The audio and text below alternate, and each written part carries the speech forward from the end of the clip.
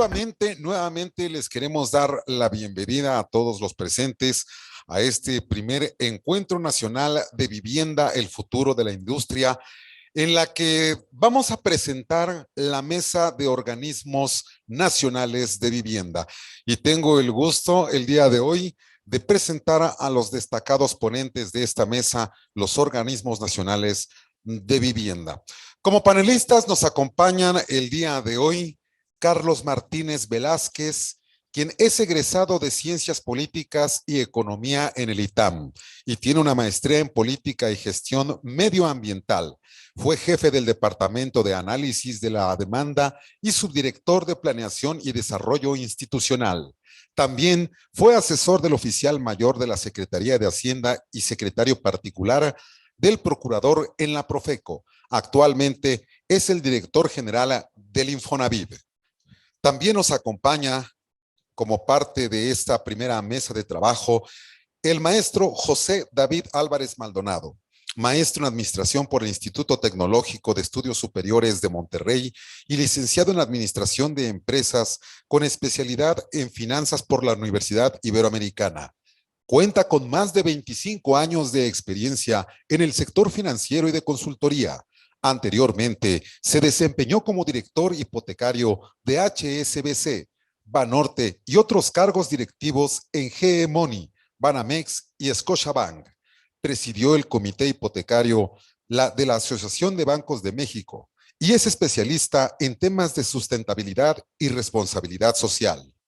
Y también nos acompaña el día de hoy en transmisión vía Zoom César Buenrostro Moreno, quien es arquitecto egresado de la Universidad Iberoamericana, es miembro del Consejo American School Fundación, de American Bendelovet Society.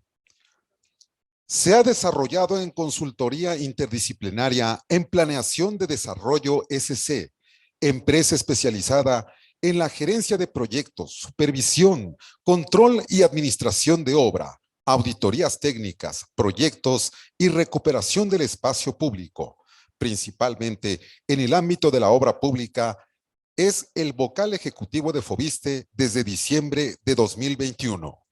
Como moderadores de esta mesa, nos acompaña la licenciada Lidia Álvarez Marina, vicepresidenta de financiamiento de Canadevi Nacional.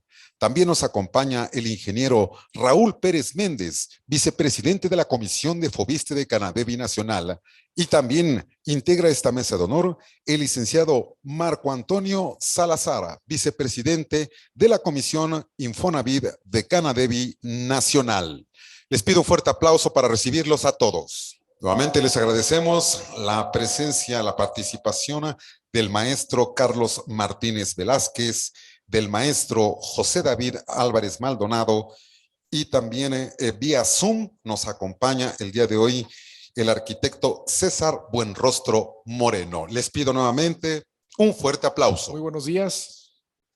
Nuevamente darle la bienvenida al director de Infonavit y a José David, que están aquí acompañándonos en este panel tan interesante, en donde vamos a platicar de muchos temas relacionados al financiamiento de nuestros derechohabientes y a todo lo que ha venido ocurriendo en el año 2022.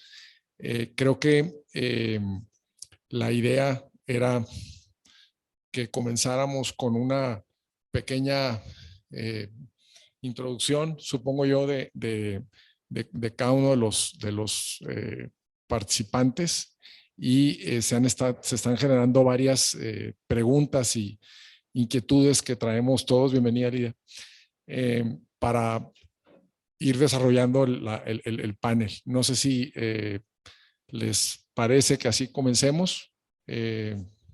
¿Sí? Claro que sí.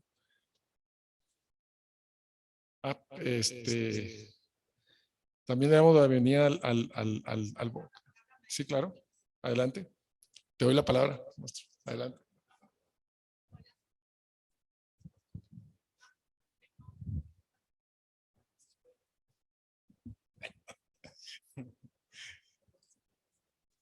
Sí, bueno,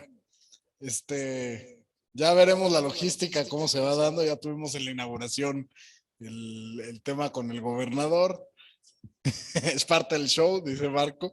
Y saludamos también al vocal de Fobiste, que ya lo vimos conectado aquí en línea. Y bueno, la idea era dar algunas ideas de lo que está sucediendo, tanto en la parte económica como la perspectiva en vivienda. Si lo vamos a hacer más tipo diálogo, no sé cuál va a ser el formato, pero si es más tipo diálogo, digamos, yo iniciaría diciendo dos cosas. Uno, la actividad económica ha tenido una dependencia fuerte del ciclo epidemiológico. Tuvimos, por supuesto, una recuperación fuerte en 2021 y hemos tenido episodios con los rebrotes que han tenido consecuencias en ciertos trimestres de la actividad económica y por lo tanto esta dependencia ha generado que el crecimiento pues continúe en una menor velocidad de la esperada.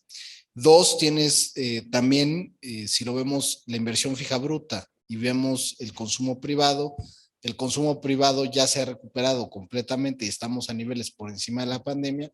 Sin embargo, la inversión fija en bienes de capital y la inversión fija bruta en general no ha tenido una recuperación al mismo ritmo y por lo tanto esto al tener efectos en largo plazo pues sigue incidiendo en el tema económico. En la parte financiera, también tenemos que el financiamiento a los hogares y a las empresas no ha tenido una recuperación suficiente, sobre todo el crédito a las empresas. Y es un tema que el sector financiero, pues tendríamos que ver cómo podemos hacer que las empresas tengan mayor acceso al financiamiento de tal manera que puedan seguir desarrollando sus actividades productivas. Y en el caso del crédito a la vivienda, pues creo que tenemos un mercado dividido muy claramente. Entre menos ganen las personas, su dependencia del Infonavit es mucho más alta. Entonces, pues resulta que tienes, por ejemplo, que en los niveles más bajos del ingreso diario, pues el Infonavit domina el mercado, mientras que entre más gana las personas, por ejemplo, ahí está puesto los rangos salariales en 1,742 pesos diarios, pues se tiene un mix que es prácticamente bancario Infonavit, casi a la mitad, con una preponderancia bancaria, y ahí está el salario diario de cada una de las personas, con un salario diario de 580 pesos, el Infonavit tiene el 82% del mercado. Entonces tienes una distribución que depende del acceso al financiamiento que tengan las personas. Otra vez hay un tema estructural, ¿no? Y en el caso del país, como lo hemos dicho, hay un tema de inclusión financiera que no se ha resuelto. ¿Cómo hacemos que más personas tengan acceso al financiamiento? El Infonavit resuelve una gran parte porque es un derecho laboral, pero el sector financiero tendríamos que preguntarnos si la regulación existente hoy no es demasiado excesiva para dar acceso al financiamiento barato a las personas que no tienen, por ejemplo, la garantía de la seguridad social. La otra parte que estamos viendo a nivel global y a nivel nacional es la inflación, que está en la MEXI. La inflación, hoy se presentó el dato, tuvo un alza adicional. Junio, de hecho, esta es de las quincenas con mayor alza en la misma quincena comparada en el tiempo. Tienes una inflación creciente, impulsada precisamente por un tema de alimentos, etcétera. Los energéticos han controlado la inflación, incluso el gas LP tuvo una baja, pero en general tienes insumos y tienes precios que se han comportado a la alza por una serie de desajustes en la cadena global de suministro, por un cambio en la oferta y la demanda agregadas. Y por otro lado tienes el costo del financiamiento.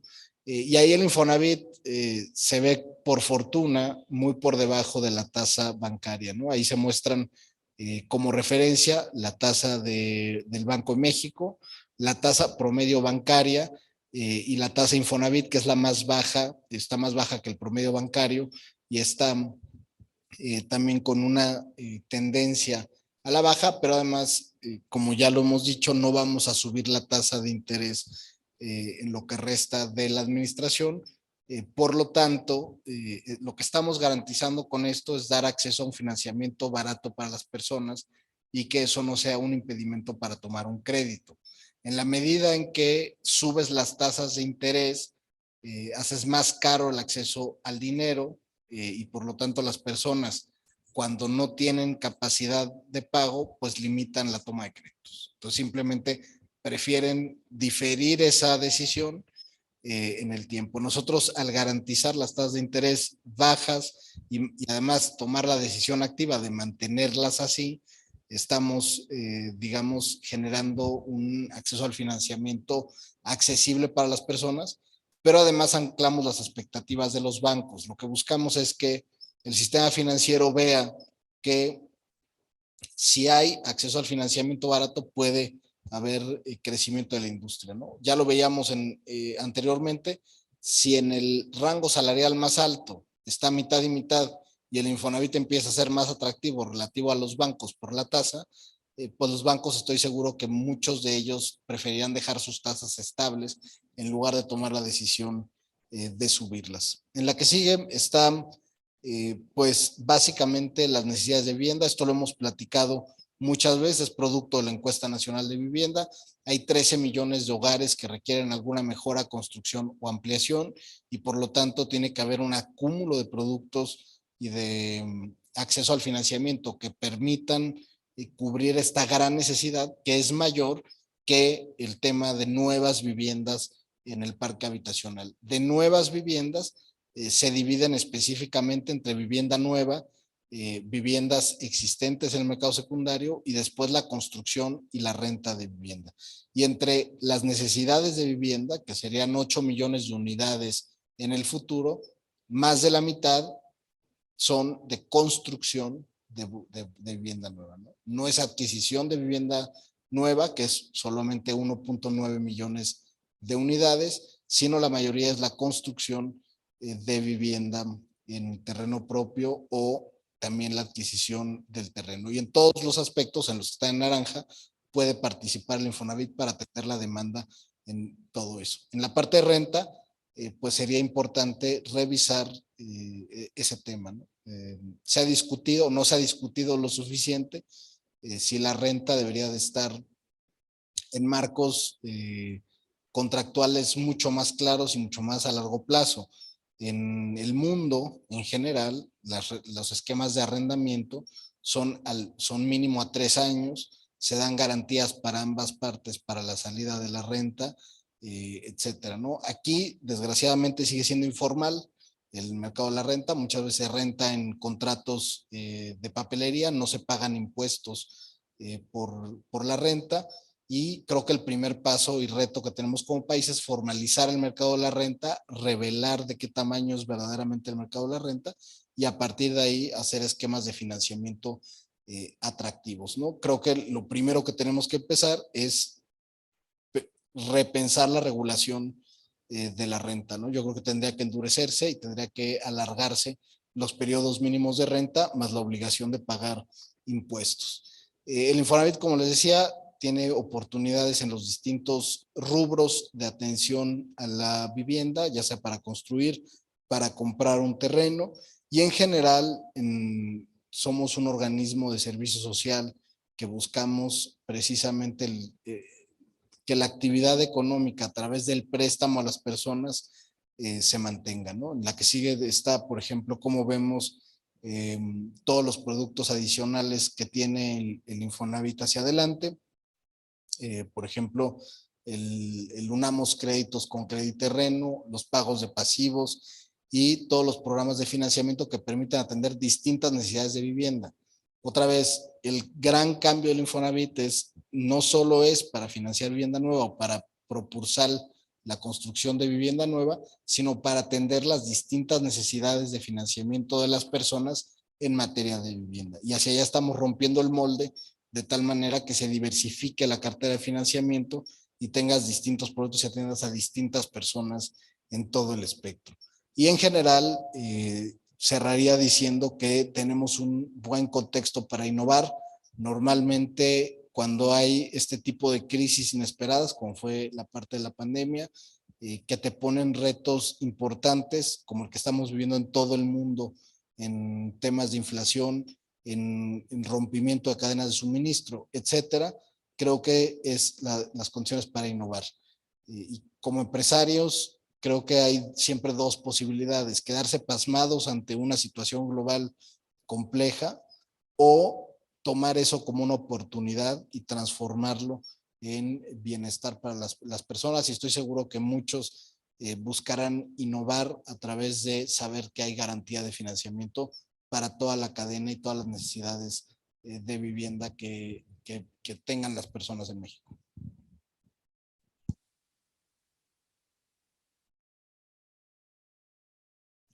Muchas gracias, Carlos, por la presentación.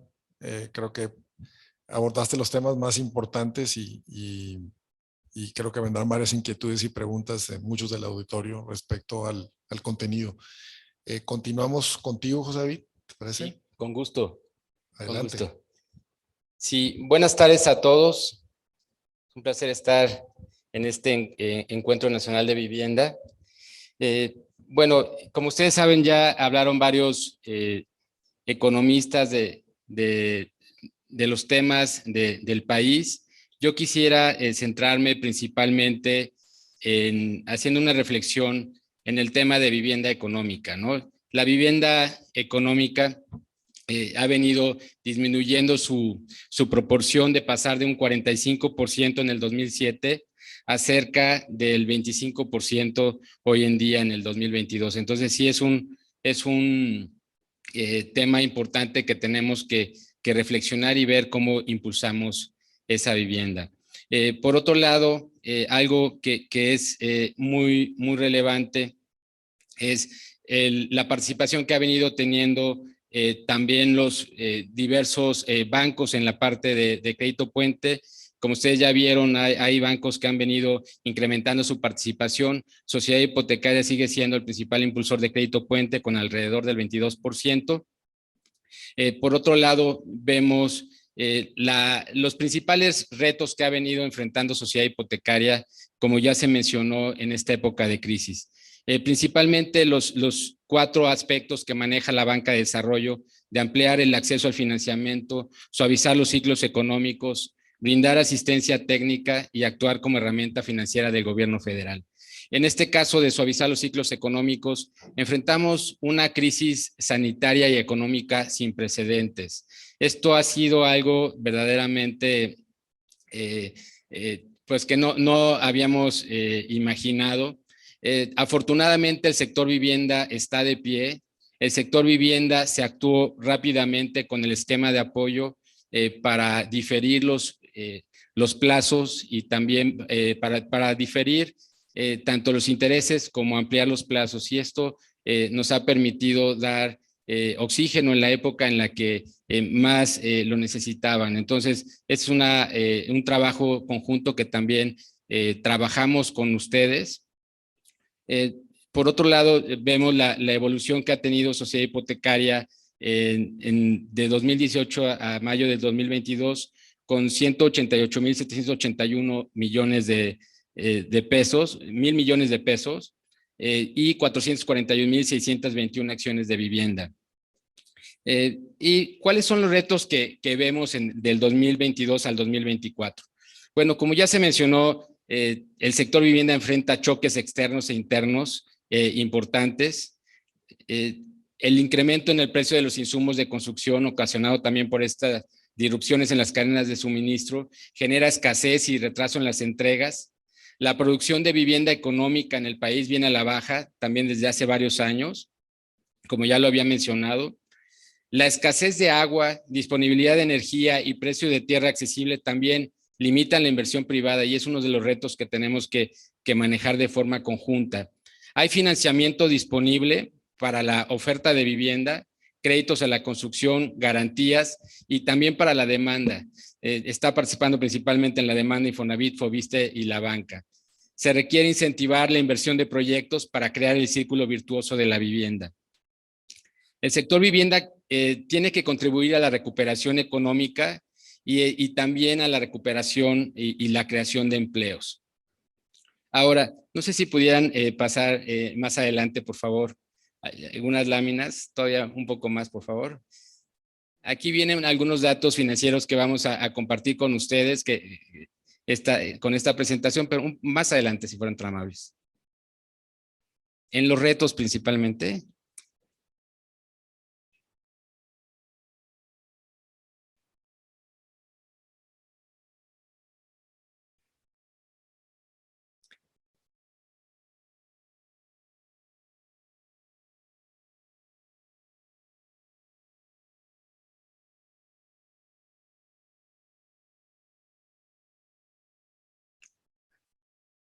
Una más. Bueno, nosotros estamos trabajando también, uno de los aspectos que pusimos en nuestro plan institucional es regresar al crédito individual, y esto es uno de los temas importantes en donde estamos participando para atender a segmentos que tradicionalmente no habían sido atendidos, desarrollando productos disruptivos y participando también como banca de primer piso. E impulsando también a intermediarios pequeños y medianos. ¿Qué vamos a hacer? Algo importante con esta estrategia, impulsar vivienda económica a través de un mecanismo que llamamos hipoteca digital. También hay soluciones hipotecarias que estamos generando, en este caso el seguro de crédito a la vivienda. Ustedes ya notaron que un banco, Santander, ya lanzó el esquema con nuestro seguro de crédito a la vivienda, y esto también permite atender a personas que tienen un ingreso mixto, es decir, un ingreso fijo y un ingreso variable. También continuamos apoyando con garantías a nuevos mercados y segmentos no atendidos, haciendo ciudad inclusiva, resiliente, asequible y sustentable. Es también algo de nuestro DNA que tenemos con los productos de Ecocasa. Y esto que todas las empresas se tienen que empezar a enfocar, y esto no hay marcha atrás, son los criterios de ESG o ASG, que es el tema ambiental, social y de gobierno corporativo. Esto ya es un requerimiento, todo el sector financiero está enfocado en ello y es muy importante que se puedan adoptar. La siguiente, por favor.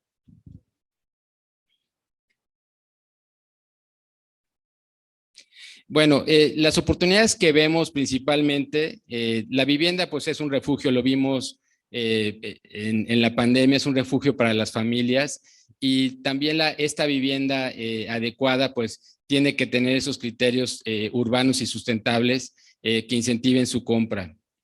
Como les mencionaba, estamos regresando al crédito individual después de estar mucho tiempo fuera del mercado en la parte de originación. Esto lo vamos a hacer para viviendas menores a $1,5 millones de pesos. Esto pretendemos que sería también como un complemento en la demanda de vivienda, y lo estaremos haciendo también con esquemas con la banca para apoyar prepuentes y promover también una simplificación operativa dentro de sociedad hipotecaria. También trabajando de manera conjunta con otras dependencias, el esquema que sacó el Infonavit de las subcuentas de vivienda inactivas, creo que esta es una gran oportunidad para incentivar vivienda económica, y creo que esto pudiera ser algo muy relevante. La siguiente, por favor.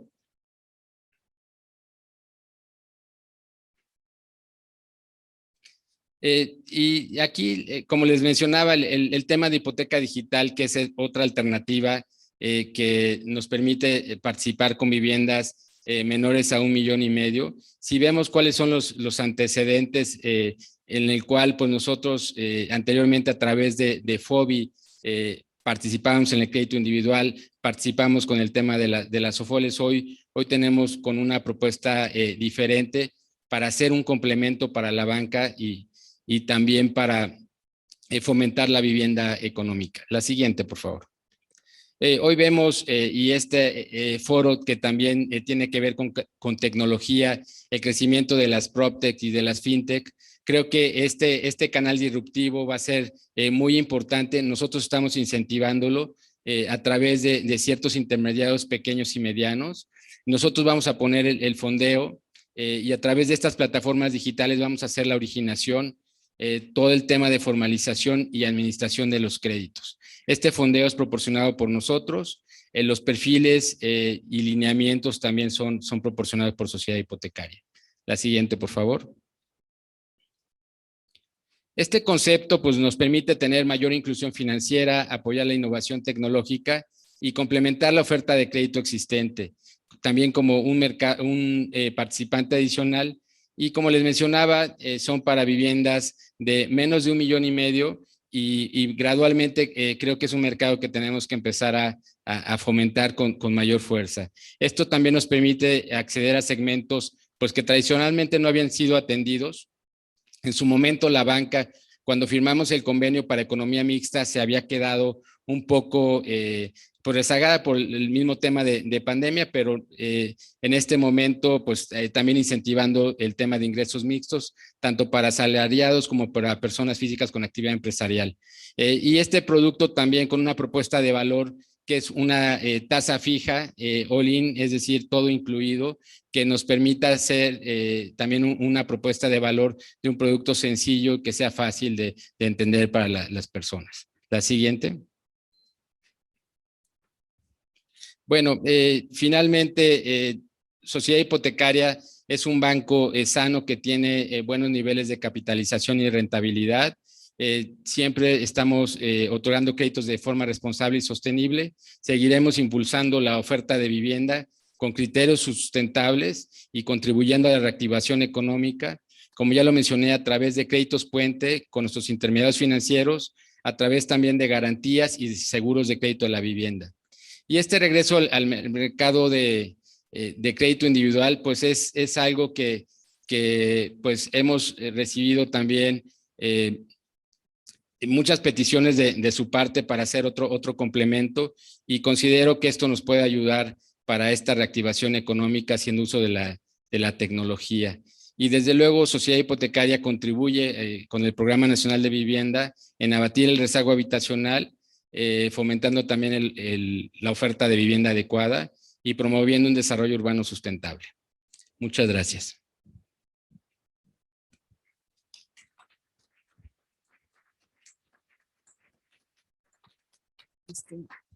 Gracias, José David. David es director general adjunto de planeación de Sociedad Hipotecaria Federal, y lo que hoy presentó es los planes o la visión que tiene Sociedad Hipotecaria para los próximos 2 años. Vamos a ver qué dicen las preguntas para que lo comentemos, David. Agradecerte que tú fuiste, él fue la persona que diseñó todo el programa que hubo de ayuda en los créditos puente en la época en que comenzamos el COVID, y fue una de las instituciones que más rápidamente se movió para ayudarnos. Gracias por eso, David. Y tal vez ahora que vengan las preguntas podremos decir todos estos conceptos que están siendo plasmados en esta presentación, cuándo se harán realidad y cuánto irán ya caminando, ¿no? Que ese es un poco lo comentado en el consejo el día de ayer. Raúl. Bien, muy buenas tardes. Aquí tengo el micrófono, gracias. Y bueno, le queremos dar la bienvenida y le damos espacio a la presentación del arquitecto César Buenrostro Moreno, vocal del FOBISTE. Particularmente hemos estado muy de cerca con el instituto y hoy vemos un instituto muy renovado y seguramente nos dará algunas noticias y nos explicará más las acciones que está haciendo. Amigo, ¿me abres acá? Hola, ¿me escuchan todos? ¿No? Yo ya estoy en un mute.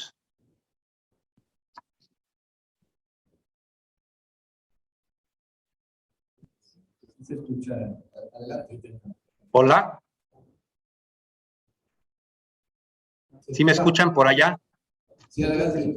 Sí, bueno, hola a todos los amigos de Canadevi, un gusto estar, aunque sea ahora a la distancia. La agenda no me permitió estar presencialmente, como otras veces que nos hemos reunido. Un saludo en especial a Lidia, a Raúl, a Marco. También un saludo, por allá debe andar el presidente nacional de Canadevi, Luis Alberto Moreno, un abrazo.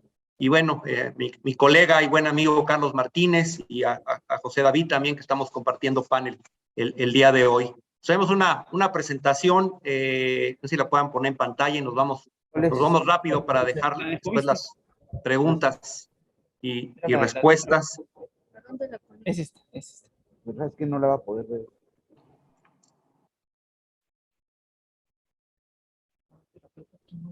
¿Tú sí la ves?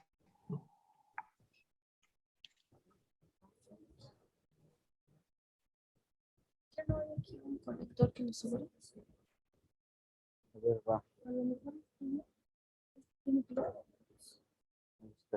Esta está llena, mira. Pero es que no la va a poder ver. Ahí va, ahí está.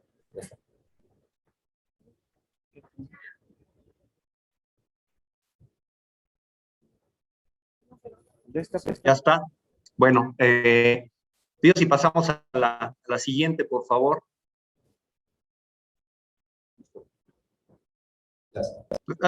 Platicar rápido el universo de derechohabientes que tenemos aquí en el FOBISTE es... ¿Me escuchan? Sí. No, pero sabes que no la puedo tener desconectada. No. Es que vamos a bajar otra presentación. Es O sea, es rapidísimo, meter los dos. Porque... Entonces, Bueno, ¿dónde? Es que soy otras gentes, ¿no? Bueno, a ver, voy otra vez. El universo de derechohabientes que tenemos en FOBISTE es de 2,5 millones aproximadamente, de los 3 millones de derechohabientes activos que tiene el ISSSTE. Y esto se debe básicamente a que alrededor de 500,000 de derechohabientes trabajan para gobiernos de los estados que tienen su propio instituto de vivienda. Entonces, el 5% de descuento que se hace para la subcuenta de vivienda va a esos institutos de vivienda. Un dato interesante, que de nuestros derechohabientes acreditados, el 56% son mujeres, el 44% son hombres. Y más adelante verán por qué esto todavía tiene mayor relevancia. Y un poco agregando a lo que dijo Carlos hace un momento, del tipo de créditos que el Infonavit puede dar a sectores de ingresos bastante bajos. Nosotros realmente se está metiendo por ahí un audio, no sé si me escuchan bien. Sí, se escucha bien. Bueno, sigo. Nosotros tenemos, y lo hemos platicado aquí con los amigos de Canadevi, que estamos a lo mejor un escaloncito un poco arriba. No me detengo mucho en la pirámide salarial de nuestros derechohabientes, pero vamos de la parte baja en un salario mensual de 7,605 pesos y hasta el pico más alto de la pirámide, que son salarios mayores a 46,800 pesos, que estaríamos hablando de mandos superiores del gobierno federal. La siguiente, por favor. Tenemos los esquemas de crédito. Conectaron esta y ahí está. Digo muy rápido, el crédito tradicional, que es para vivienda nueva usada, pagos de pasivos, ampliar, remodelar o mejorar, construcción de terreno propio con una adquisición de suelo, que es una parte muy importante del Programa Nacional de Vivienda, en el cual se busca la adquisición de tierra y la autoproducción. Créditos para pensionados, crédito conyugal, que puede ser incluso de una manera, si uno de los dos tiene con el Infonavit y otro con nosotros, también de manera importante. FOBISTE para Todos, que es un programa importante, que créditos son en pesos con la banca comercial, y también está el individual FOBISTE Infonavit, que también puede sumar las dos subcuentas de vivienda. La siguiente, por favor.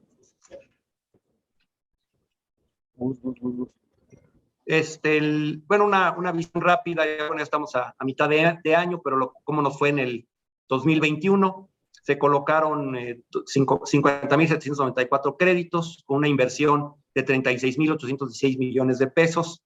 La banca comercial aportó en el FOBISTE para Todos 5,113 pesos, 5,113 millones de pesos. Hubo una generación de empleos directos e indirectos de 614,838 personas y un avance finalmente del 105% de la meta original baja. Fue un incremento del 3,3% en relación a crédito, 2,8% en relación al monto. La siguiente, por favor. Tenemos, bueno, aquí una visión rápida, platicaban también nuestros compañeros.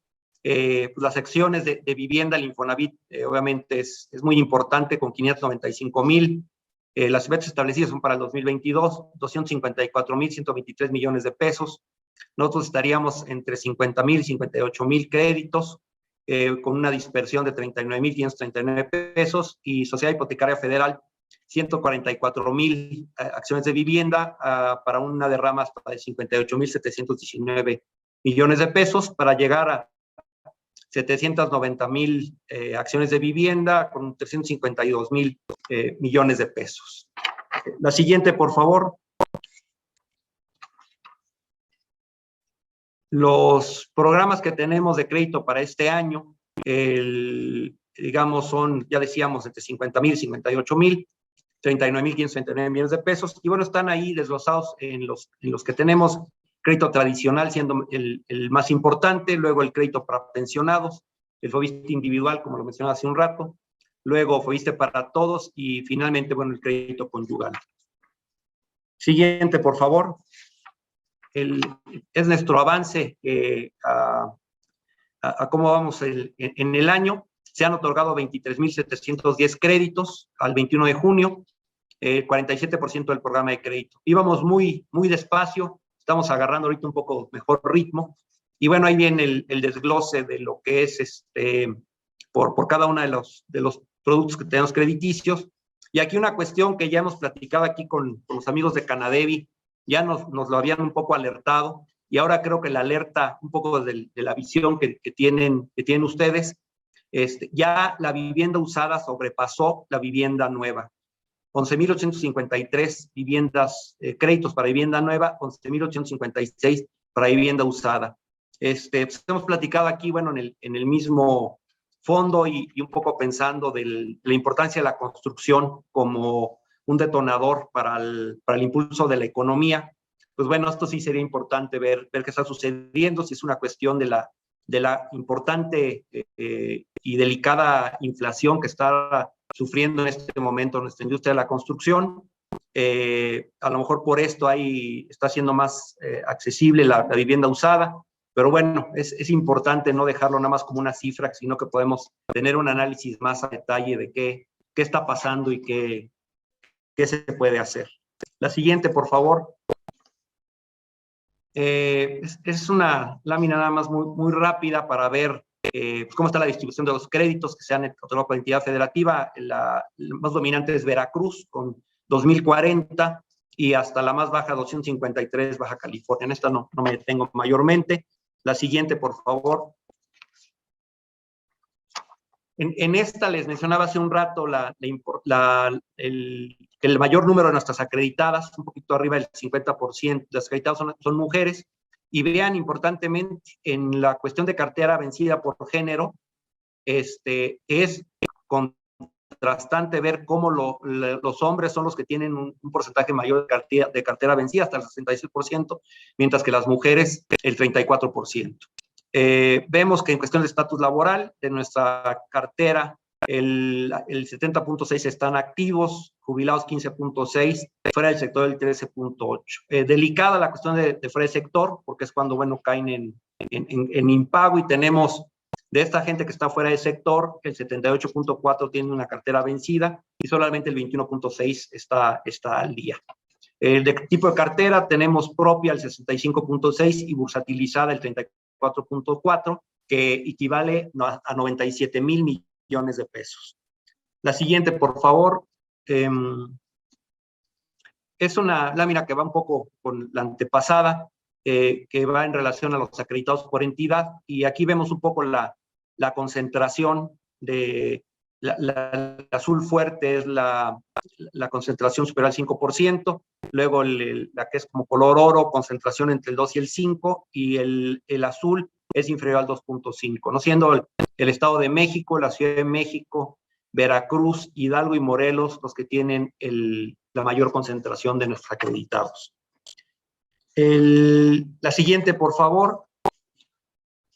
Les platicamos de algunas cosas que estamos trabajando, que son importantes. Como saben ustedes, los créditos que otorgamos son en UMAS. Todavía estamos un poco atrás de nuestro primo grande, el Infonavit, que tiene ya buen rato otorgando créditos en pesos, y el anuncio que hizo hace unas semanas Carlos de ya reconvertir el restante de créditos en vez del salario mínimo a pesos, que es un esfuerzo muy importante. Nos quisiéramos poder presumir lo mismo, todavía estamos un poco lejos de lograrlo, pero tenemos ya un programa piloto autorizado de 5,000 créditos en pesos, con tasa fija y pagos fijos, el plazo máximo de 30 años, el monto máximo de 1,026,000 pesos, más la subcuenta de vivienda, y estamos pensando liberar este programa al final del último trimestre del año.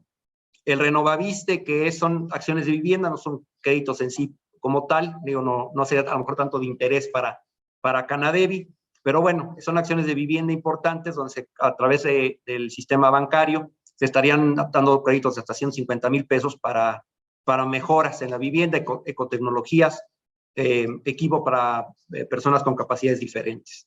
Y un logro muy importante, que también, bueno, el Infonavit ya tiene varios años en este sistema, es que logramos ya la autorización por nuestra comisión ejecutiva, y tenemos ahora ya el próximo martes junta directiva del ISSSTE, donde sería ya el último paso para la autorización final, de contar ya con inscripción continua.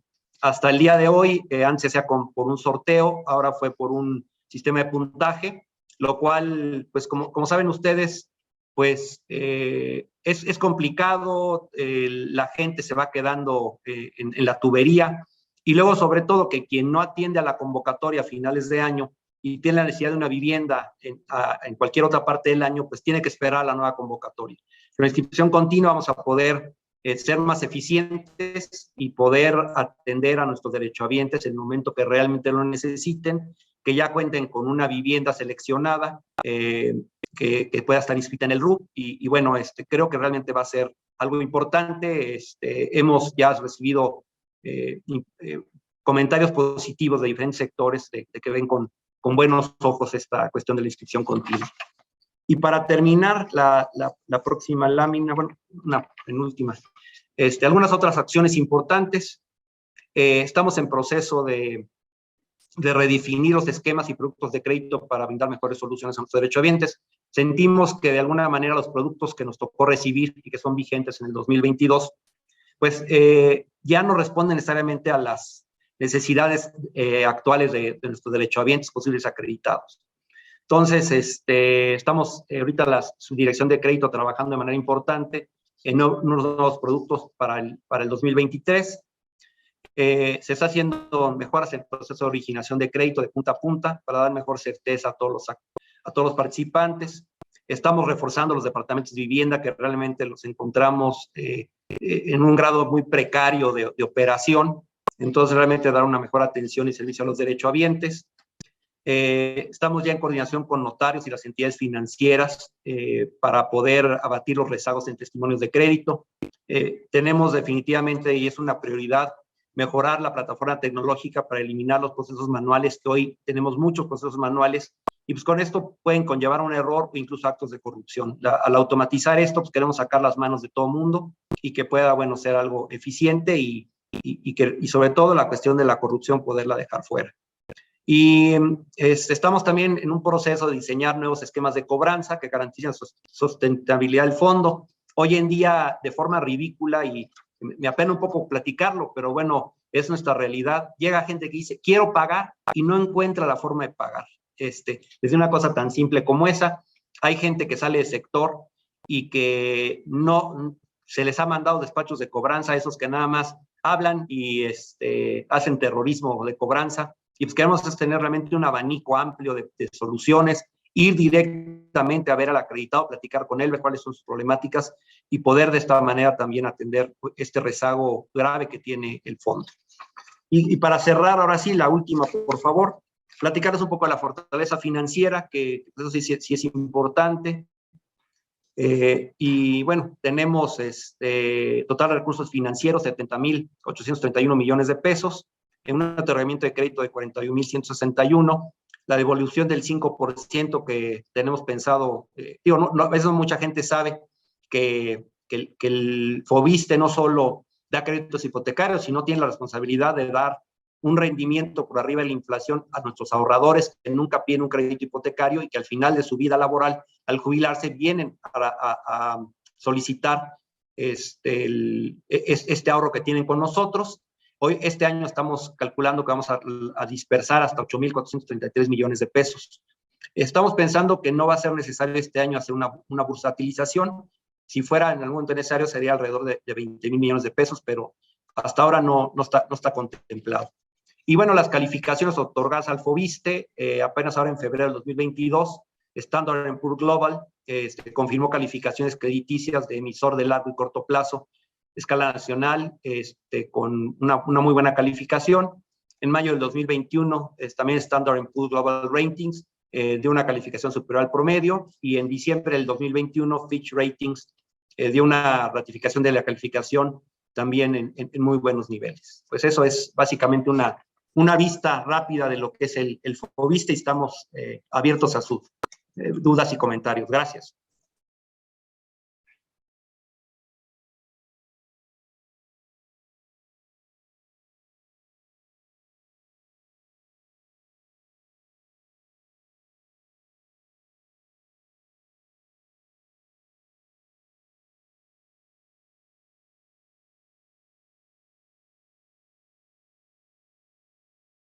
¿Sí va a ser?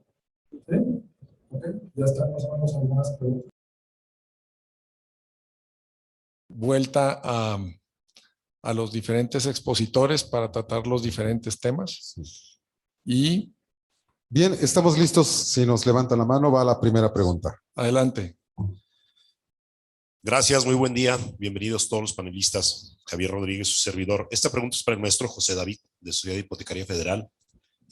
Partiendo del contexto actual, que ya es totalmente público y conocido, de una inflación que tenemos muy alta, y enfocándonos en el tema de los créditos puente, que en conciencia que el 80% de las empresas que participamos en el gremio somos pequeñas y medianas, ¿qué apoyo tienen considerado toda vez que al día de hoy los créditos sindicados con Sociedad Hipotecaria Federal, me refiero a los créditos puente, no tienen habilitado la opción de actualizar los costos? Y esto, para traducirlo a los demás, si nosotros sacamos un crédito en el 2020, al inicio de la pandemia, todos los costos estaban referenciados y estacionados a ese presupuesto. Pero al día de hoy nos ha subido más del 100% el acero, nos ha subido el aluminio otro 100%, tan solo en lo que va de este año tenemos más del 37% de incrementos en los costos, y que nosotros, cuando avanzamos en la obra, aunque tenemos el crédito puente disponible, no se empareja con el costo real. Es decir, si yo produzco $500,000 a la semana en costo directo, tanto en insumo y en destajo, cuando yo recurro a mi crédito puente, independientemente que sea el banco, como está estacionado y no permite ahorita en el esquema de sociedad hipotecaria de un crédito sindicado actualizarlo, solamente me reconocen 300,000. Y para las empresas pequeñas y medianas, que formamos el 80% del gremio, nos deja un déficit muy amplio y muy grave, que nos está impidiendo avanzar y terminar nuestros proyectos. ¿Cuál sería su propuesta de solución, o qué han visto que nos pueda ayudar para que podamos solventar esta grave situación de la inflación y poder aprovechar bien nuestro apoyo y nuestro crédito puente con ustedes? Muchas gracias.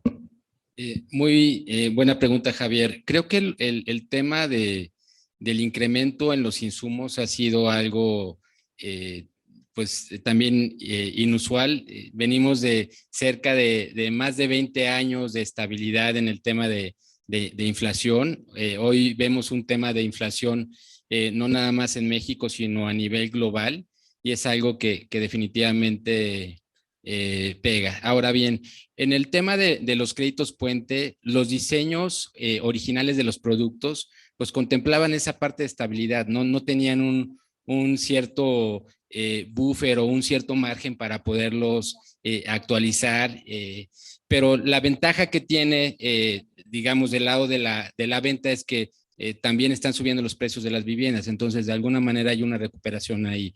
Ahora, sí, creo que es una buena área de oportunidad para desarrollar pues, algún tipo de esquema de incremento en el monto del crédito. Sin embargo, no es algo menor, dado que sí se requieren hacer cierto tipo de modificaciones a los contratos, pero es algo que yo me llevo de tarea, a ver de qué manera lo podemos resolver. Y creo que también en este tipo de soluciones, son soluciones que tenemos que diseñar de manera conjunta, ¿no? Y soluciones que puedan ser factibles y ejecutables rápidamente para que tengan ese valor.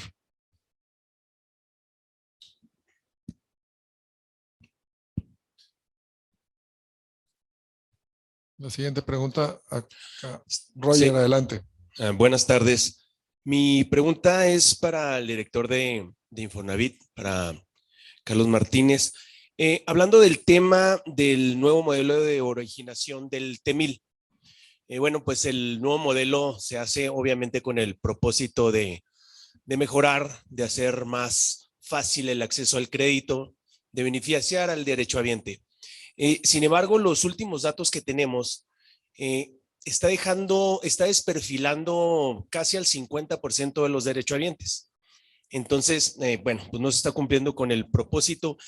La pregunta es, ¿qué se va a mejorar? ¿Qué se va a recalibrar para, bueno, para cumplir ese propósito con el que se hizo este nuevo modelo TEMIL? Gracias.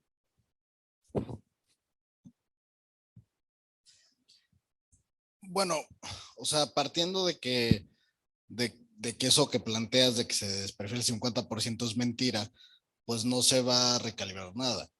El TEMIL, de hecho, toma las mismas variables que tomaba el modelo de originación previo, las mismas exactamente. De hecho, tienen, pues digamos, ponderadores distintos. En algunos casos, al ampliar la ponderación, tienen menos valor ciertas variables. Pero lo que hace de hecho es aumentar el número de trabajadores que están disponibles para tomar un crédito. O sea, eso sí es un dato incontrovertible. De hecho hay 1.5% más trabajadores en el global. Y creo que lo que tenemos que colaborar es en encontrar la forma en que tienes a tu pila de clientes. O sea, me da la impresión de que en muchos aspectos quienes sufren el famoso desperfilamiento, pues es porque tú tienes a Pedro y de repente Pedro ya no está perfilado. Entonces tú quieres venderle la casa a Pedro, pero resulta que está Juan y Lupe y demás perfilados que no los estás viendo y no los estás ubicando y no los estás buscando. Entonces se genera un tema de cuellos de botella que te da una impresión falsa de lo que en realidad es el modelo, porque el modelo simplemente acomoda en la fila a quien tiene acceso al crédito. Como hemos dicho, el Infonavit no puede negar el crédito a nadie. Es un derecho constitucional, un derecho laboral. Lo que hacen los sistemas de puntaje es formar en la fila a quien creemos que tiene un menor riesgo de perder el empleo. De hecho, así está formado el TEMIL. Entonces, por ejemplo, cuando hacemos reformas positivas en el mercado laboral, como el caso del outsourcing y demás, pues hay personas que migran a giros empresariales distintos. Hay personas que incluso les ha ido mejor porque tienen un salario más alto. Entonces, digamos, hemos estado pasando en un periodo muy corto de tiempo con un choque importante en el empleo estructural, que fue la pandemia, definitivamente, pues se perdió casi más de 1 millón de empleos. Luego se fueron recuperando, no se recupera el mismo empleo y el mismo salario. Y en segundo lugar, tienes transferencias que hubo del tema del outsourcing. Y en el outsourcing creo que los empresarios cometieron, creo que fue un tema compartido de comunicación y demás, pero hubo errores visibles de lo que se cometió. Por ejemplo, en lugar de hacer una sustitución patronal y jalar y reconocer todos los pasivos laborales, muchos empresarios lo que hicieron fue dar de baja a los empleados y crear una empresa que no tiene historial y ahí poner a los empleados. Entonces no se reconoce la antigüedad, no se reconoce el trayecto laboral y se rompe precisamente el tema de continuidad que en el agregado es algo básico que pide el sistema de puntaje. Entonces, creo que tenemos que regresar y siempre estar conscientes de que el Infonavit es un derecho laboral, no es una hipotecaria, no nos dedicamos a construir vivienda, eso es un derecho laboral y por lo tanto está ligado a los ciclos del mercado laboral. Entonces, cuando suceden estas cosas, cuando hay cambios de patrones, indebidamente dan de baja, no reconocen antigüedades, bajan salario y no reconocen el pago completo.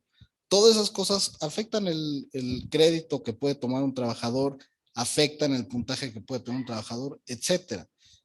Creo que precisamente una de las bondades del sistema de puntaje es que permite a los trabajadores ahora rechazar a menos, se rechaza porcentualmente a menos trabajadores que lo que se rechazaba antes y se presta más. El tema estructural, insisto, es un tema de salarios, de registro, y la otra es cómo las fuerzas de ventas contactan al perfilado contra el no. Están los cambios de bimestre también, cada bimestre les pasa, porque con el anterior sistema y con el nuevo, hay personas que entran y salen del mercado laboral y eso obviamente pues te desperfila y no es un tema del puntaje, es un tema de un cambio en el estatus laboral, una salida, un cambio, una ruptura de continuidad, o lo que hacen las empresas, por ejemplo, el TEC de Monterrey es la principal que hace eso, da de baja a sus empleados en diciembre y los recontrata en enero a los mismos.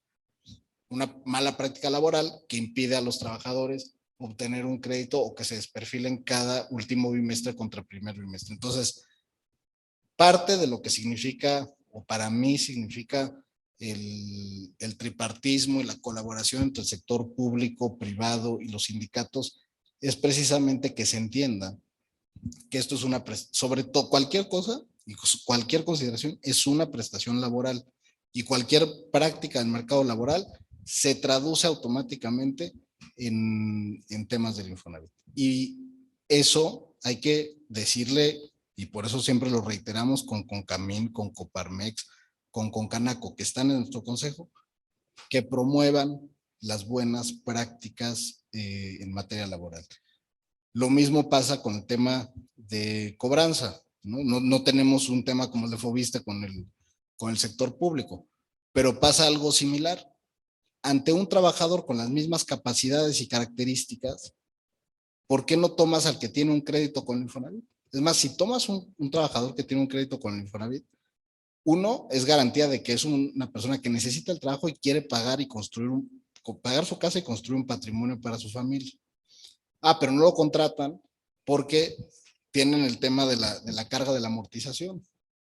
Entonces, muchos empresarios de mala manera jinetean el dinero para enterar las amortizaciones y pagos posterior al 17 de mes, que es cuando se vence el pago completo. O sea, a ver, todos nos podemos ayudar aquí para hacer el fondo más rentable, más grande y demás.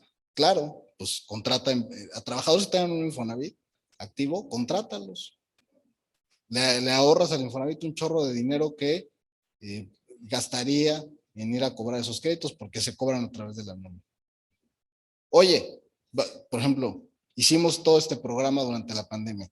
Cada que contrates un trabajador que tenga un crédito con el Infonavit, te hacemos un descuento equivalente de todas las aportaciones patronales.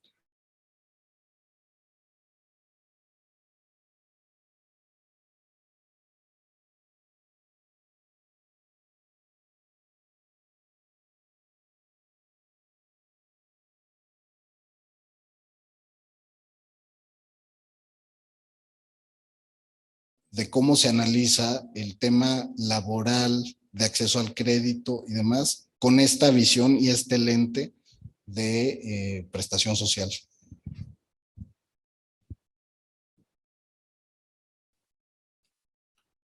Marco. Continuando la pregunta, más ampliando un poquito el comentario de Roger. Creo que aparte del TEMIL, a lo mejor lo que valía la pena, y a lo mejor Luis Marco su pregunta, una de las razones que hemos percibido, a lo mejor, o que estamos percibiendo, de la baja de los montos, pudiera estar siendo el claro apalancamiento que pues, todos los mexicanos estamos teniendo, básicamente por la subida del costo de la vida, ¿no? O sea, a la raza no le está alcanzando con su salario, que creció muy poquito, contra lo que le está costando todos los demás incrementos de lo que le cuesta su educación, servicios públicos, ropa, etcétera, ¿no? la comida, en fin. En ese sentido, creo que las implementaciones que se vinieron dando en los últimos años respecto del tema de la medición de cómo implica el buró y la revisión o la tocada de base con el buró, pudieras platicarse respecto de ese efecto tan importante digamos, del 40 de castigo, una vez que tiene una situación de mucho apalancamiento, tiene un reporte no bueno, ¿no? Hace 2 años que platicamos del tema de la pandemia, que te hablábamos por teléfono y te pedíamos un apoyo ante una situación muy delicada que vivíamos. Yo te decía que era una situación que muy seguramente nunca se iba a repetir, ¿no? Esto fue más o menos en marzo del 2020. Y guess what? Sí hay otra bronca diferente, ¿no? O sea, hoy estamos viviendo una situación distinta, entonces mucho de la oferta, hoy algunos indicios de la demanda. Respecto al tema de lo que Roger preguntó, nomás ampliándolo por el tema del apalancamiento y ese detalle, ¿qué crees que pudiésemos todos hacer para tratar de disminuir ese golpe tan importante que está teniendo en el monto por este tema? Sé que en condiciones normales, pues hay que medir acá derechohabiente pues, en su capacidad y si se apalancó y le afecta tal, pero en lo que estamos ahorita visualizando, que sí está siendo como que más extraordinario, el cambio de bimestre pasado como que de alguna manera lo mostró más. No sé el que viene, que es la semana que viene, cómo vaya a impactarse. Pero sobre eso, nomás extendiendo la pregunta de Rogelio, perdón que abusé. Bueno, el tema del buró creo que vale la pena, y eso también con sus fuerzas de ventas, importante difundirlo. Me ha pasado, ¿no? Porque cuando yo voy a atender a Ceci, la gente como que tiene miedo de decir que sí cheques buró. Y es casi autoselección, o sea, muchas, se podría decir que muchas personas, los que dicen que no quieren, pues son los que tienen más deuda, ¿no? Entonces, es un asunto que en economía se trata, ¿no? Con un tema de autoselección o riesgo moral. Pero creo que más allá de eso, siempre, yo siempre le digo a la gente, no te preocupes, o sea, el buró no es ni bueno ni malo. O sea, simplemente nos dice cuál es el nivel de deuda que tienes respecto al resto, a tu ingreso total. O sea, el Infonavit no puede prestar, y eso es una de las razones por las que el monto de crédito a veces discute de cómo se calcula y demás, pues se calcula, es una fórmula casi, ustedes la pueden hacer, ¿no? Pero es una fórmula prácticamente fija, donde tomas en cuenta el salario diario que se registra ante el Seguro Social, y es máximo el 30% de salario por 30 años. Es el monto de crédito. Así se construye la curva del monto. Entonces, aunque quisieras prestar más, pues no puedes porque estás restringido por el 30%. Y lo que hicimos por el otro lado con el buró es que si no pides el cálculo, te prestan al 60%, pensando en este tema de riesgo moral y autoselección. Lo que queremos promover es que pidan la consulta, y aún en el buró más bajo, en el peor buró, en el peor score del buró, se te presta al 80%. ¿No? La mayoría de las personas acceden en el rango de 90 a 100%, porque la mayoría de las personas que sacan un crédito con el Infonavit normalmente no tienen registro previo en el buró de crédito. Quienes tienen registro en el buró y tienen mayor deuda o mayor apalancamiento normalmente están en segmentos medios o altos que tienen tarjetas bancarias u otros créditos de bienes reales como automotriz y demás, ¿no? Entonces ellos sí pueden formarlo y sí les puede bajar de 100 a 80. Las personas de más bajos ingresos normalmente tienen tarjetas de servicios que en muchos casos no se toman en cuenta para buró porque son tarjetas departamentales de servicios. En otros casos tienen algún componente de crédito financiado y sí se toman en cuenta el buró, y lo que hace la fórmula es al menos dejarle al trabajador 10% disponible de su ingreso después de todas las deudas más el Infonavit. Porque, digamos, como institución de seguridad social, pues no solo estamos esperando que pueda comprar y pagar su casa, sino que al menos le quede un 10% de liquidez para cubrir necesidades básicas de su familia, porque otra vez, al ser un fondo mutual el Infonavit, requerimos que los créditos se puedan pagar para pagar el rendimiento a la cuenta de vivienda, ¿no? Por ejemplo, nosotros del lado inflacionario, pues hoy tenemos que estar generando una reserva para al final del año pagar lo que resulte la inflación en el año. Eso implica que tienes que pagar al menos el 7, y bueno, ahorita hoy salió 7.8% a 70 millones de cuentas. Con la actividad que te genera 400 o 500 mil créditos al año.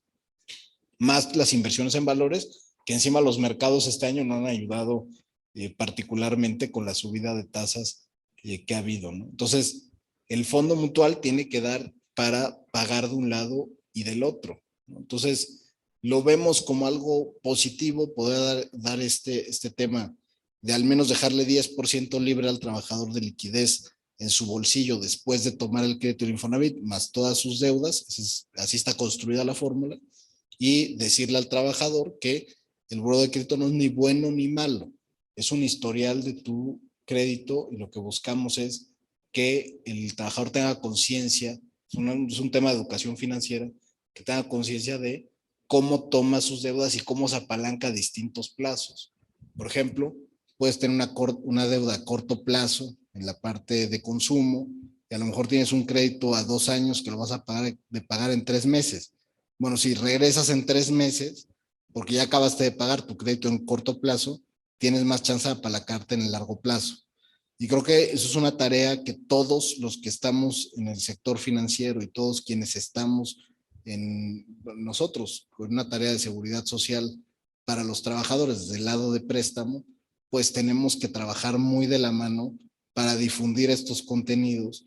Si las personas, no pasa nada, o sea, ¿cuándo termina tu deuda próxima? No, pues mi coche lo acabo en 2 meses. Bueno, en el mes 3 vas a tener más porcentaje para comprar una vivienda porque vas a liberar capacidad de pago, ¿no? Entonces creo que eso es hacernos conscientes y hacer sustentable tanto la parte de crédito como la parte de desarrollo de vivienda. Alex Vargas, perdón. Adelante. Bien. Bueno, primero que nada, muy bienvenido, director del Infonavit, José David, representando a Sociedad Hipotecaria Federal y al vocal de Fobiste de manera virtual. Creo que el anuncio que hoy se dio en Puebla es un ejemplo de lo que se puede hacer a lo largo y ancho del país. La verdad es que, pues, director, invitamos a que este tipo de anuncios pues se puedan reproducir. En Puebla, debo de decirlo, es la segunda vez que se da. Y bueno, más que pregunta es comentario. Pues ahora sí, lo que necesitamos es que nos pongamos las pilas para que quede implementado lo antes posible y pues llevarlo al resto del país. Y nuevamente, muchas gracias.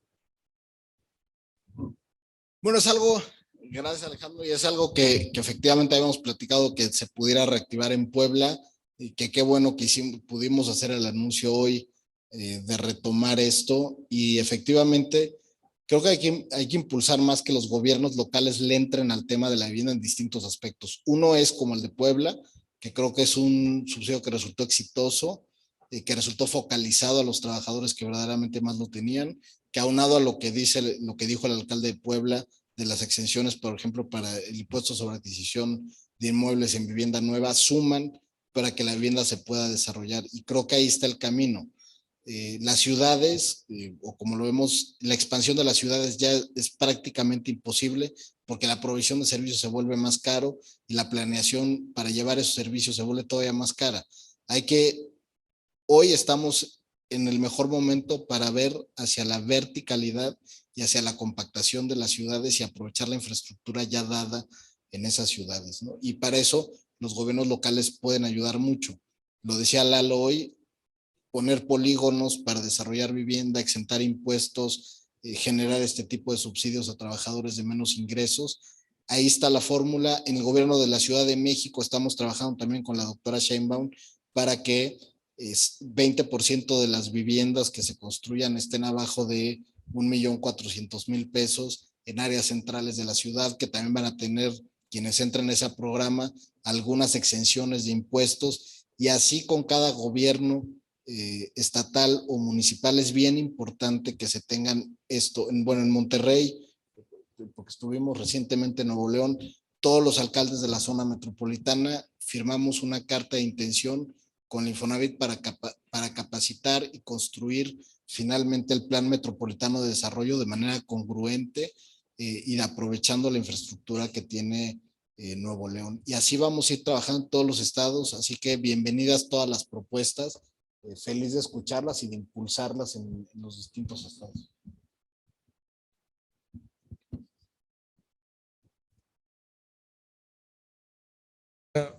Hay una pregunta de Gustavo Carrera. Adelante, Gustavo. Buenas tardes, Gustavo Carrera, el vocal César Buenrostro. Platicó en su presentación sobre el programa de crédito impresos, que hablaba de 5,000 créditos para el último trimestre del año. ¿Cómo lo piensan implementar? ¿Va a ser inscripción continua o cuál va a ser el proceso que van a tener para ir preparando en este esquema? Gracias.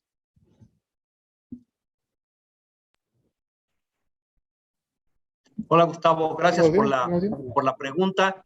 Y bueno, sí, la idea es que este piloto sea un piloto doble, digamos, o sea, sean estos primeros 5,000 créditos y definitivamente también como la punta de lanza del programa de inscripción continua. Es lo que tenemos pensado, ya hacia finales del año, el último trimestre. ¿Tienen contemplado la meta Estado o de acuerdo al porcentaje de población que tiene cada estado en la provincia? ¿Cómo lo tienen pensado ustedes?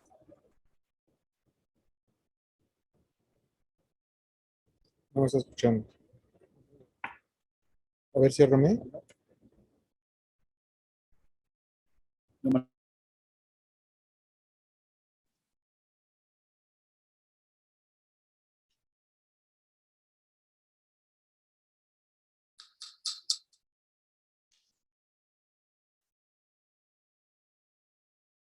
Perdón, no sé si me escuchó. Ok. La pregunta es si los 5,000 créditos los van a asignar por estado dependiendo de la población que tiene cada estado, el porcentaje de población, o se abrirá indistintamente a todos los estados. En base a la Política Nacional de Vivienda y lo que se ha estado platicando con SEDATU, bueno, la idea es poder eventualmente sí hacer algunas prioridades de donde haya más rezago habitacional. Se está terminando de analizar, posiblemente sea abierto a nivel nacional estos 5,000 créditos, pero sí tenemos pensado al fin de cuentas para el 2023 en sí, poder hacer algo en el cual sí le demos prioridad a los créditos para las zonas con mayor rezago.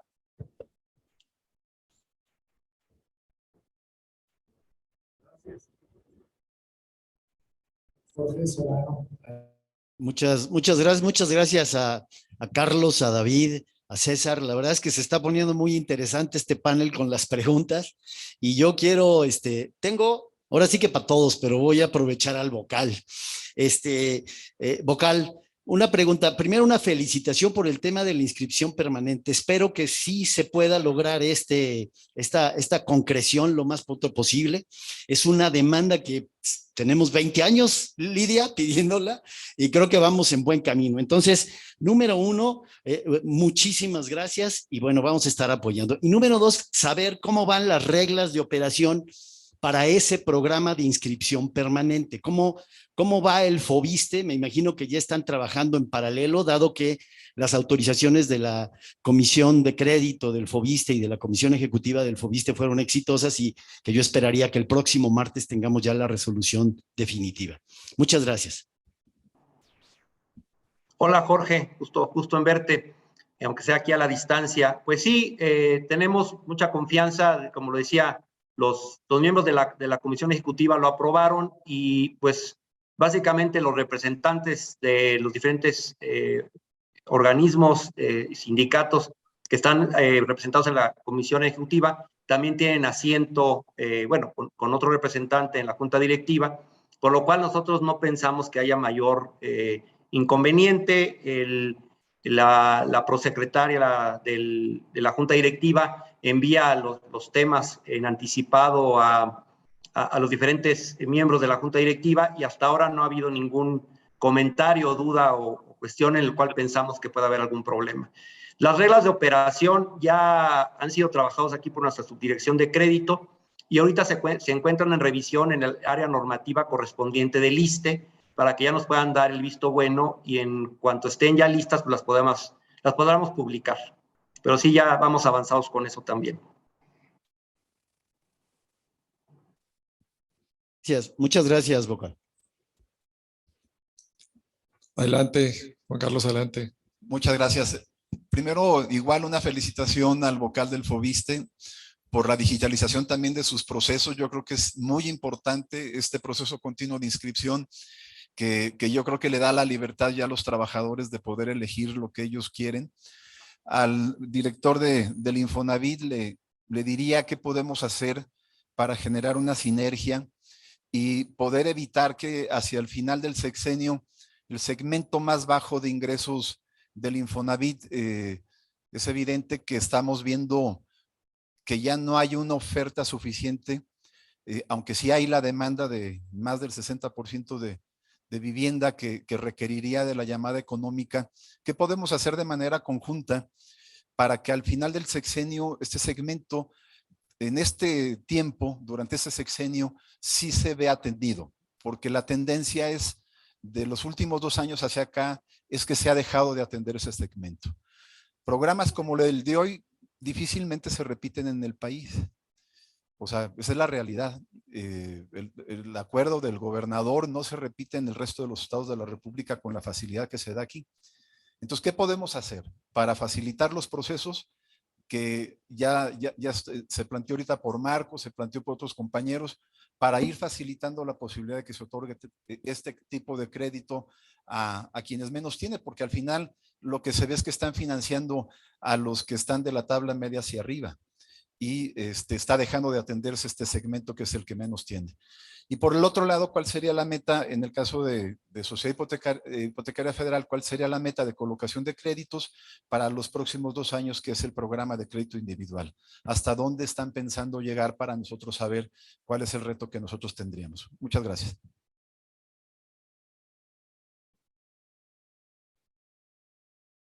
Adelante. Sí, adelante. Bueno, te diría que en general, desde mi perspectiva, pues sí hay un tema de oferta y eso más bien tendríamos que, o yo me gustaría escucharlos a ustedes de qué podemos hacer. En el caso de la demanda o en el caso de lo que nos toca atender, que es el financiamiento, pues tenemos las tasas más baratas. Estamos ahorita financiando le decía a Marco, estamos como en 7.9% nuestra tasa activa del ponderado del portafolio. O sea, estamos verdaderamente muy abajo y estamos prestando, la mayoría de nuestros créditos se siguen prestando por abajo del salario medio del Seguro Social. Hay que tomar en cuenta que el salario medio del Seguro Social en este sexenio ha crecido como nunca antes. Cuando llegamos estaba en 11,000 pesos, ahorita está en 15,000 pesos, la mediana del salario. El promedio es un poquito más alto, pero es una curva sesgada. Entonces la mediana está aproximadamente en casi 16,000 pesos y seguimos financiando prácticamente a todos los trabajadores que están por debajo y proporcionalmente son la mayoría de los créditos que otorgamos. Entonces, primero hay que partir del análisis salarial de qué pasa con el salario. Creo que hay un área de oportunidad importante por el desplazamiento que ha habido y los salarios reales que se han transformado. Entonces, a lo mejor ya no tenemos que estar pensando en X rango de precios de vivienda y demás. Creo que ese lenguaje y ese sistema de compartimentalizar las viviendas pues tiene que ver o está ligado a lo que era el subsidio, ¿no? Siempre me preguntan, ¿cómo va la vivienda abajo de 2.8 UMAS? Pues quién sabe.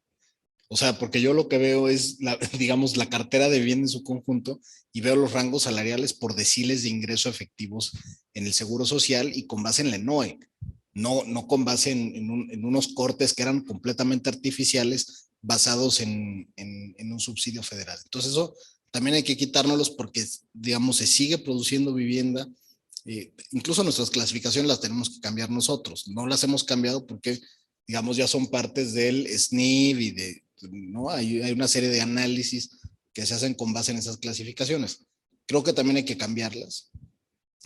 Pero más allá del tema de clasificación, que es relevante, sí pensar en cómo se ha atendido a la demanda de menores ingresos. La mayoría de ellos han sido atendidos a través de Unamos Créditos, que fue de hecho una respuesta importante que hicimos en 2020, donde la mayoría de gente que se junta para unir su crédito, pues son personas de un salario mínimo que se están financiando con tasas del 2%. Entonces tienes una vivienda que compras cercana a los 400,000 pesos, 500,000 pesos, a financiar una tasa del 2%. O sea, eso creo que es algo que se tiene que destacar, pues porque está incluso por debajo de la inflación. Entonces, tienes ahí una parte de atención, que eso ha tenido un efecto bien relevante en el mercado. Ha restringido la propia oferta. Algunos desarrolladores han decidido promocionar solamente vía Unamos Créditos. Entonces dicen, bueno, construir una vivienda de mejor nivel, de mayor equipamiento, etcétera, y la promociono para créditos conjuntos, familiares. La mayoría han sido familias que juntan sus créditos, personas que están en pareja de hecho y que no están casados y que antes les negaban el crédito conyugal, desde luego porque no había contrato matrimonial, etcétera, y se han movido hacia allá. Entonces ahí lo que ha pasado es que se mueven las personas, las mueves a un rango superior para comprar una mejor vivienda. A las personas que siguen ejerciendo sus créditos de manera individual, pues tienes un efecto de salario que les permite acceder a viviendas de mayor precio, y tienes un segmento que, digamos, se podría atender o se atiende a través del crédito para terrenos o el crédito para autoproducción de vivienda.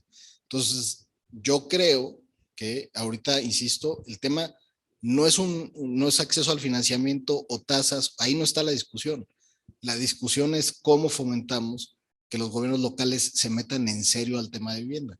Porque desde mi experiencia hay dos tipos de programas generales, ¿no? Uno es el gobierno del estado que decide que quiere regalar vivienda.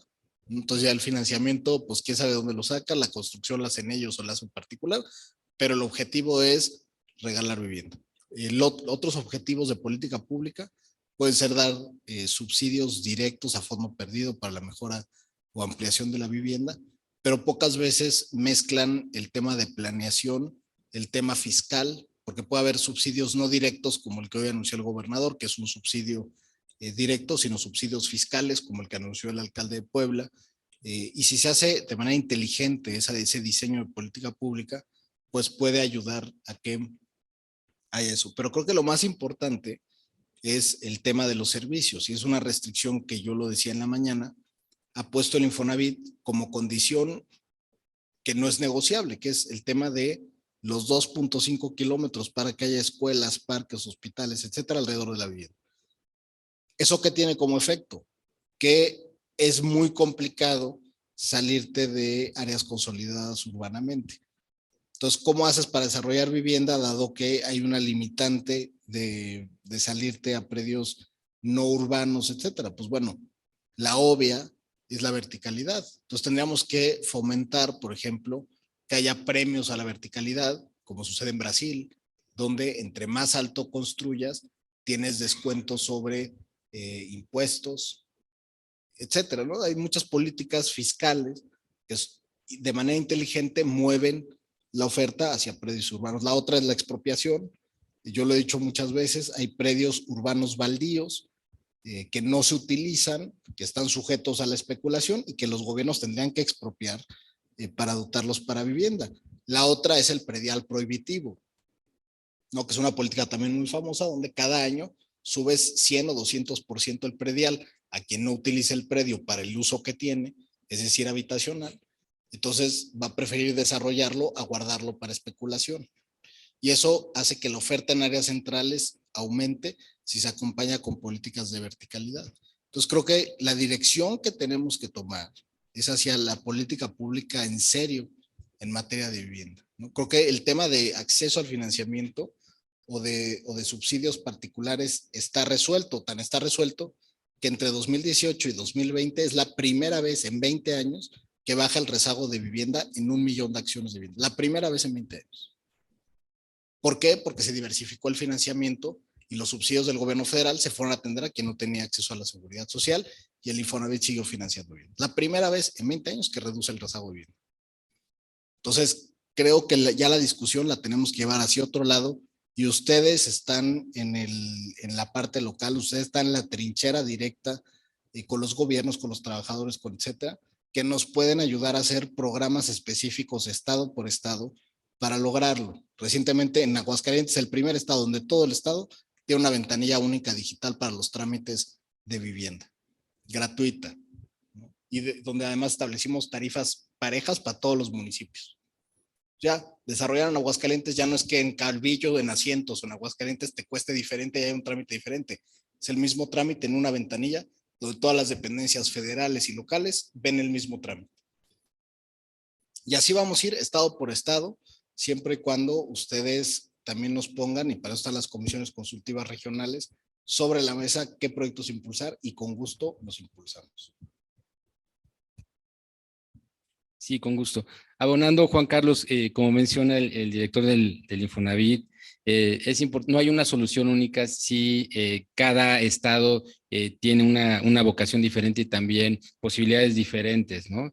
En el caso de la meta de crédito individual, tenemos 2022 2,000 millones de pesos y para el 2023 de 5,000 a 10,000 millones.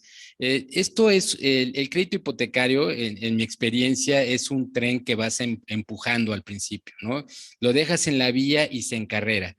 Pero al principio es muy importante los ajustes que tienes que estar haciendo en los esquemas, en los perfiles, de tal forma de que el programa sea sostenible en el tiempo, porque si no vas a lanzar un programa que al paso de los meses, pues resulta que no funciona como debe. Entonces, nosotros estamos haciendo esos cimientos para que sea un crecimiento sostenible del crédito individual y que sea otra línea de negocio también de sociedad hipotecaria. Adelante, Ramiro Guzmán, por favor.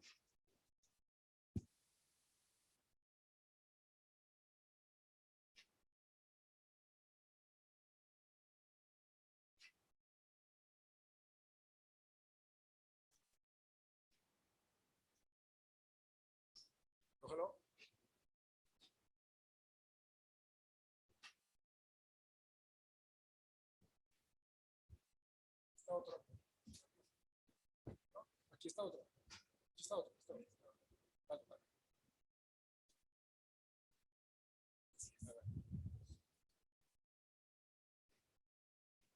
Sí.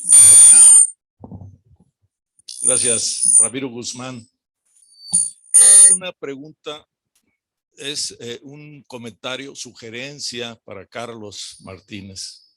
Carlos, digamos que en esta cruzada que ha emprendido el Infonavit, de estar en contacto con los gobiernos locales para buscar la manera de incentivar, como ya mencionabas ahorita, que se haga vivienda para el sector social o para el segmento social. Como ya se mencionó en algunos casos, como lo que anunció ahorita el gobernador en monetario, en efectivo, o en incentivos de derechos o de impuestos en general. La sugerencia va en el sentido de poderles hacer ver con una poquita más claridad a los gobiernos locales que la vivienda no formal, digamos, la que no se financia o no se realiza a través del Infonavit, Foviste, sociedad hipotecaria, regularmente se desarrolla en zonas digamos, de crecimiento progresivo. Es decir, se venden los lotes en principio, ya sea por los organismos estatales de vivienda o por algunas asociaciones privadas. El hecho es que la infraestructura secundaria, todos los servicios públicos generalmente van a cargo casi al 100%, hay variables, van a cargo de las tesorerías de los estados o de las tesorerías locales. Este gasto implica más o menos entre 80 y 120 mil pesos por vivienda. En cambio, la vivienda formal, la social, pero con esta formalidad, trae implícito que ya toda la infraestructura secundaria de servicios ya está financiada o viene financiada. Bueno, ese ahorro que puede variar de 80 a 120 mil pesos, yo creo que hay que de alguna manera evidenciarlo más y hacerlo más claro para que los gobiernos locales no sientan que estamos desangrando sus presupuestos, sino que realmente están teniendo un ahorro muy importante y una parte de ese monto podría ser ya sea que se destinen a subsidios o apoyos para adquisición de vivienda y otra parte que creo que es importantísimo para la construcción de equipamientos. El gran problema de calidad de vida, lo hemos dicho y hemos hecho comparativas de México, España, Alemania, Japón. La diferencia fundamental está en los equipamientos que tenemos alrededor de nuestras comunidades. Entonces, todo el ahorro en infraestructura secundaria que están teniendo los gobiernos locales, valdría la pena precisarlo para enfocarlo a esto que va a ser calidad de vida. Nosotros, digamos, damos vivienda de buen tamaño, de buena calidad, etcétera, etcétera, con buen confort en estos últimos tiempos, con sostenibilidad, en fin. Pero el tema de los equipamientos, si bien las reglas estas nuevas que se han puesto de distancia, etcétera, etcétera, son muy positivas, pero no traen la integralidad que se requiere para brindar verdadera calidad de vida. Creo que ahí hay una oportunidad y se puede, digamos, metrizar de manera muy clara para tratar de convencerlos de que no es un gasto adicional que están haciendo, sino que es destinar un ahorro que están teniendo a este sector. Ese es el comentario.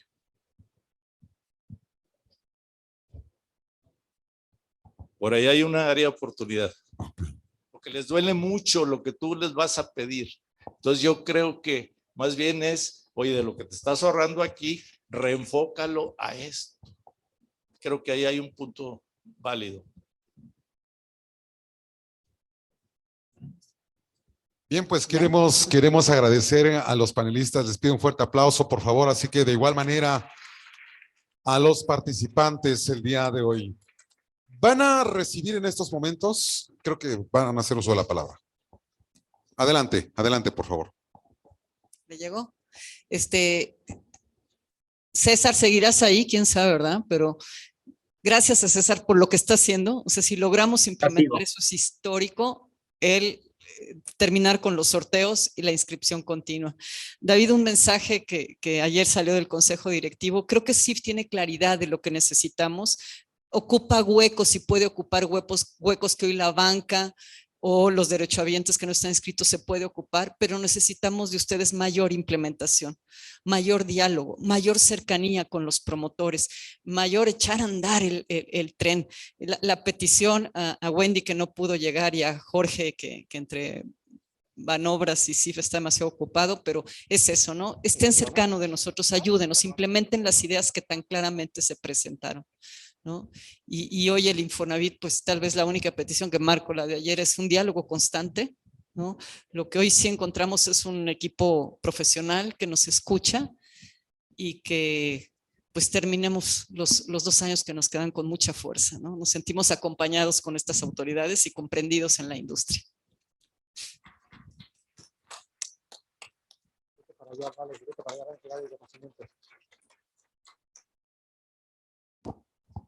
Bien, pues en el orden del protocolo del programa de esta mesa de trabajo, vamos a proceder a la entrega del reconocimiento el día de hoy a nuestros panelistas. Muchísimas gracias.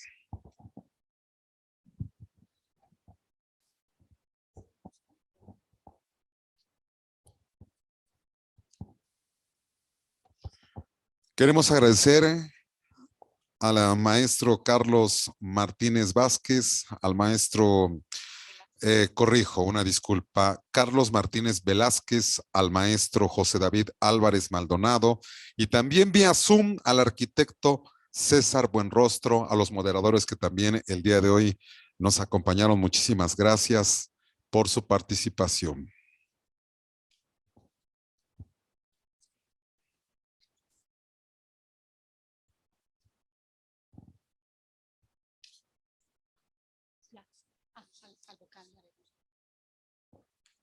Al vocal que participó el día de hoy vía Zoom, también haremos llegarle su reconocimiento. Señor, muchísimas gracias por acompañarnos vía Zoom. Muchísimas gracias por su participación.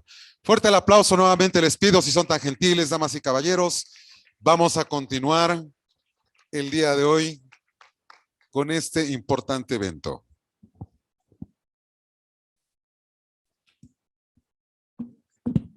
Perdón, está en representación del vocal del Fobiste, está Enrique Aranda. Si les parece, a través de él le entregamos el reconocimiento al vocal y que nos haga favor de hacérselo llegar.